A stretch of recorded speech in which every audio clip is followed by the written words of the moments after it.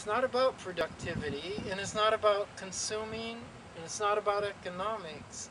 It's about the health and well-being of all of its inhabitants. That should be the well-being of a nation should be determined by the well-being of the individuals that are all make up that nation. And the health and well-being of a nation is based on your state of being. Because in this country and in this world, in this fast-paced world, in this artificial world that we've created, stress and depression are epidemic. There's more depression, more suicide, more ill health, more problems with the body breaking down from stress and weak immune systems. And we become like, in the old days, it was always the species that were the most adaptable and the healthiest. The survival of the fittest is what continued. And we have become unfit as human beings. We have become,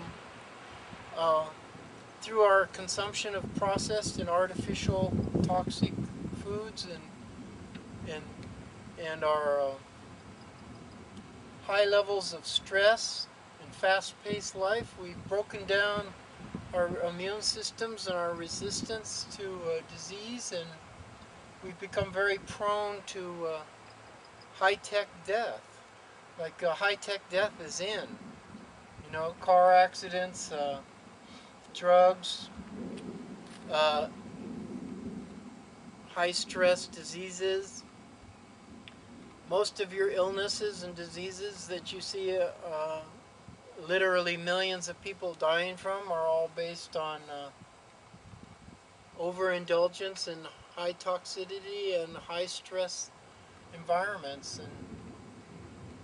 and we haven't evolved in our state of being to a relaxed, harmonious state of well-being. And even the American dream has become a nightmare for the rest of the planet. You couldn't take the American dream and duplicate it worldwide. The planet couldn't support it, because right now we're 12% of the world population consuming 80 something percent of the world's resources. So figure that out. What if you had 80 or 90% of the world population? Like, the world's resources couldn't support it. So we need to create and adopt a lifestyle that's actually sustainable for the whole planet.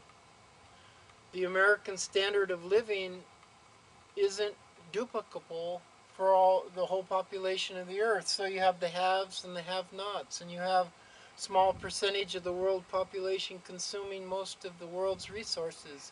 It isn't fair, it isn't sustainable, and it's actually destructive to the well-being of its inhabitants. These big, great, big, fancy houses that have 2 people living in them isn't a sustainable alternative. It isn't possible for this earth to support that kind of living. So we need to make some reevaluations of the way we approach life. And it's totally destructive to all living beings on the earth. So a reevaluation of our priorities. Is it just personal individual comfort zone that we're seeking and affluence of material objects? Or do we really care about the future of human beings on this planet and the well-being of all other populations on this earth? But we as Americans and Europeans and the modern Western industrialized nations really need to take a second look at what we're doing to the planet, because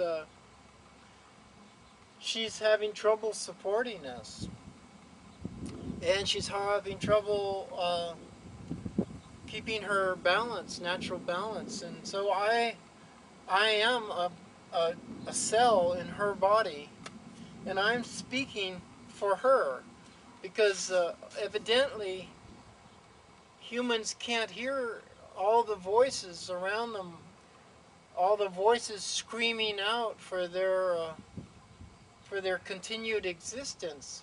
The oceans are becoming extremely polluted, and Jacques Cousteau spent a lifetime talking about that. And many years ago, 10 years or more ago, he talked about if we continued at the rate that we're going and polluting the world's oceans, that they'd be dead within 20 years. And the little plankton in the ocean, the little microscopic small critters, produce huge amounts of oxygen that we all need.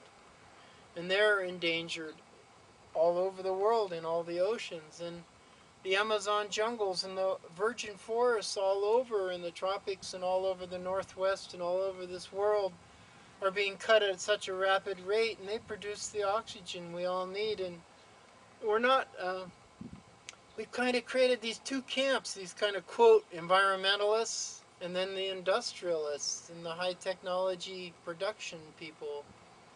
And we can't do that anymore. It's not even possible for us to ignore the writing that's on the wall. And many of us 20 or 30 years ago saw the writing on the wall and said, hey, listen, let's wake up.